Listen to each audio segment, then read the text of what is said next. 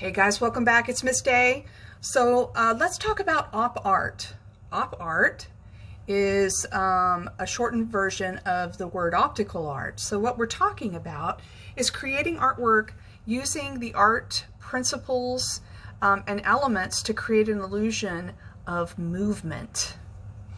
So you can see here the elements would be line, color, and value. Those are the main ones. And then also contrast, rhythm, and movement would be the principles. Here's an example. This is a concentric circle design because the circles all have the same center point, which makes them concentric. And with this rhythm and pattern of the colors, it gives us this sense of movement. And of course the value is what's giving us the sense of depth. So you are going to learn how to use all of these to create your own concentric circle design, as well as in the next video, concentric rectangles or squares. This is just an example of the different media you could use. So this is what kind of texture and pattern and value you can get with marker. This of course is colored pencil, but I haven't used the blender. So if I had used the blender, you know, it would take a lot of this white out and it would make the dark a lot deeper. You could also just use ink pen. If you have ink pens and you want to try them out, you can get some cross hatching to push your values deeper. And of course just regular hatching to show the lighter values. So I'm going to show you how to do this along with my cat. She's going to assist. She's my assistant today. Alright, so I've got this paper divided and I'm going to show you, come here kitty, oh, say hello to the camera.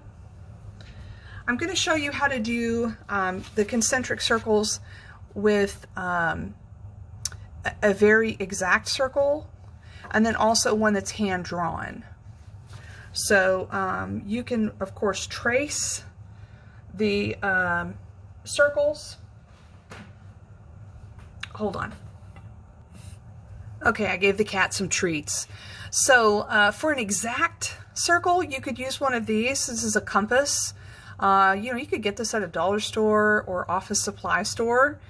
And then if you're going to trace circles, then, you know, just find some objects around the house that you could use. So I'm going to do this section here. I'm just going to divide my paper. So I'm going to do kind of a little bit of a wobbly circle. It does not have to be in the center. So in order to create this illusion, you want the circles to be closer together when it's close to, when it's in the middle, closer together, so you can see this distance is what I'm making larger each time. This will really, really help give it the illusion that it has got movement, that sense of. All right, so do you see how I increased each time the distance of this circle? That's step one. Step one, draw the concentric circles. Step two, radiating lines. And this is really important. Okay, the lines have to radiate from the center with an even number. If it's not even number, then your checker pattern's not going to work.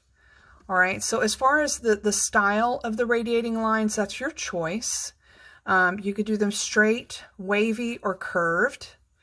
So let's see, what are we going to do today? Maybe curved. I really like the curve. So I'm going to put just a dot there where I want my center to be. Here, I'll zoom in a little bit. And then I'm going to do my curve. Okay. So the thing is that you just need to make sure that it's an even number. So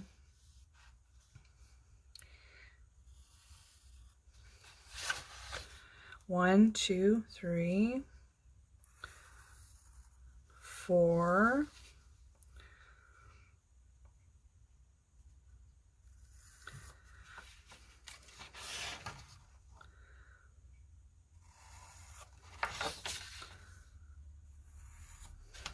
Okay, so let's count them and make sure, just whichever, it doesn't matter. So 1, 2, 3, 4, 5, 6, 7, 8.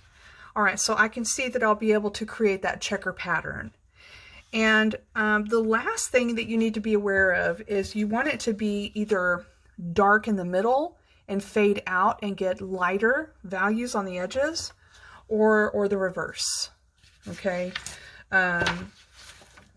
So this one is kind of darker in the middle, and it has some of these highlights to make them feel like they're lifting up. So value is what's going to give it that sense of depth. Okay. All right, let's go ahead and draw the next one, and then we'll work on putting our values in. All right, so I have this little coffee cup thing here. Remember, it doesn't have to be, the circle doesn't have to be in the center of the paper. You can put it wherever you would like. So this will be my starting circle here. And let's find the center. I think the center is right about there. I'm going to try to use this compass, although I don't claim to know how to use it very well.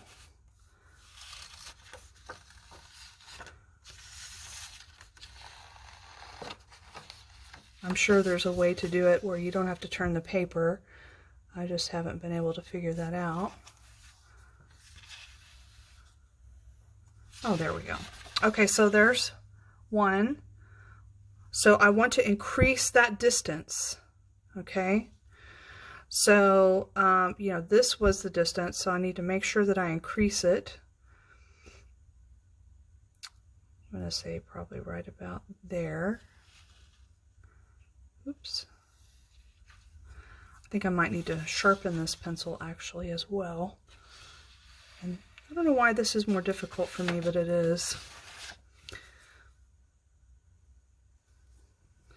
Probably should be a lot easier than that. Okay, and I'm going to enlarge it even more. And I probably won't even, yeah, I won't even have it up there. I could do some smaller ones.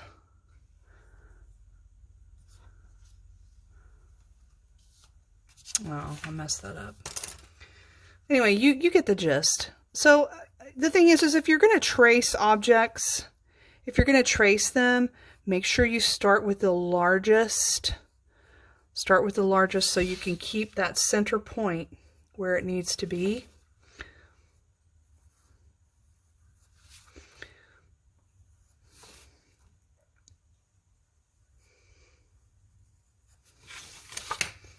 Hope everyone is staying warm.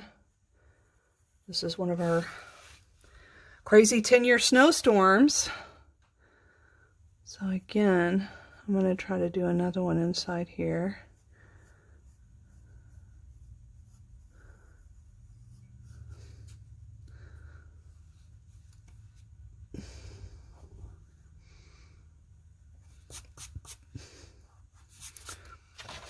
All right, so again, you can have wavy, curved, straight. If you do them straight, it's kind of a pet peeve. Don't do it straight down the middle like that. Do it a little bit off center. It just makes it more interesting, I promise. Okay, ruler please. All right. So again, remember, they have got to be even. You want them to be even, or the checker pattern will not work.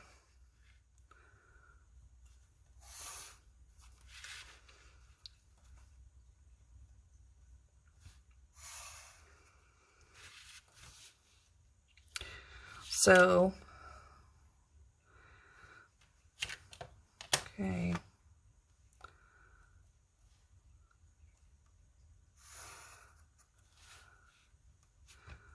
So 1, 2, 3, 4.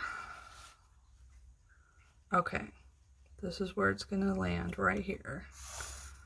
Okay, so then I can double check, you know, make sure that it's going to be even.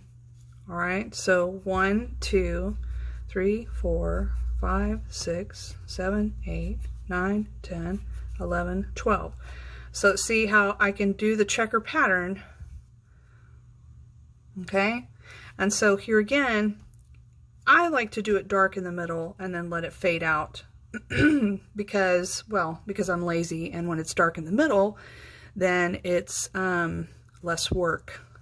So I also have done this many times and have messed it up.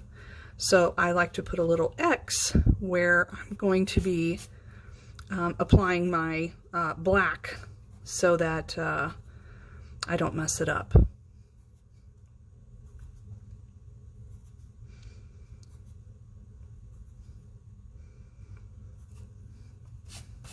Okay, so let's try this out. So we want it to be a darker value. Here, I'll enlarge it just a little bit. Want it to be darker in the center.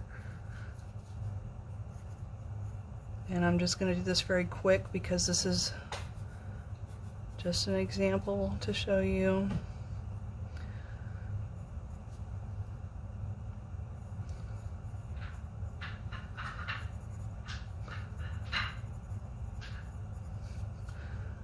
Okay, you know, I had to give the cat treats so she would go over there. And now she's playing with her toy. So that's what you're hearing in the background.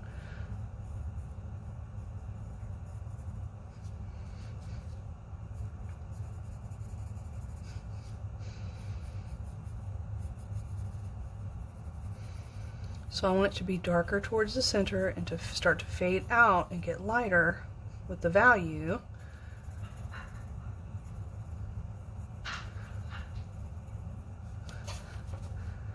And you can see how I'm trying to do that now.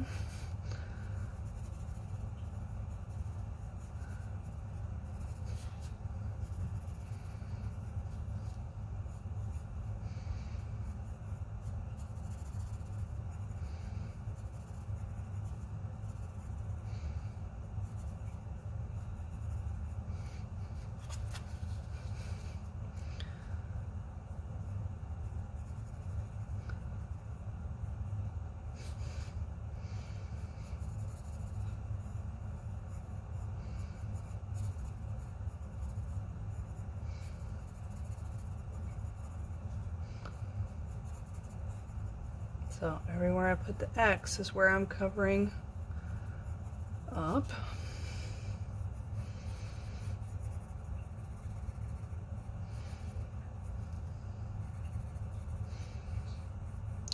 Of course, you can make it all one solid value throughout the whole design. You could just do it all black or all gray. But it will give a better illusion of movement.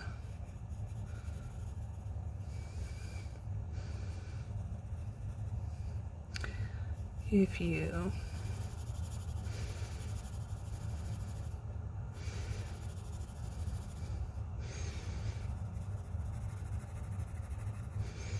fade it out.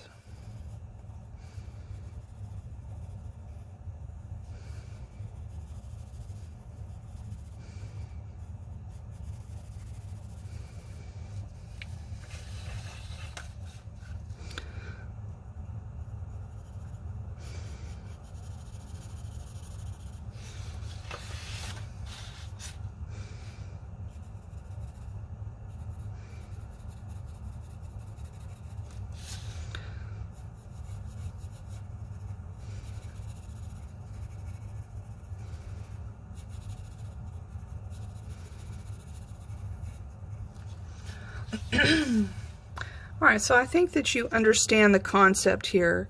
So I'm going to stop and I'm going to let you go ahead and continue. Please try to choose contrasting colors.